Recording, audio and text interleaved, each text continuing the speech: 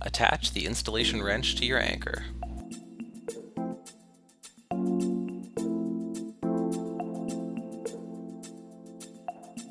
Ensure you are firmly planted in the soil.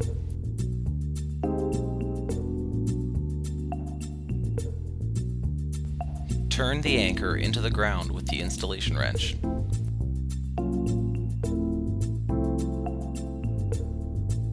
Keep turning until the top of the shaft is at ground level.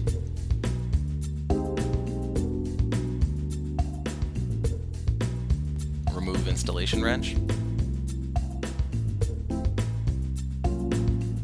And hammer the stabilizer wing into place. Finally, add the mounting head.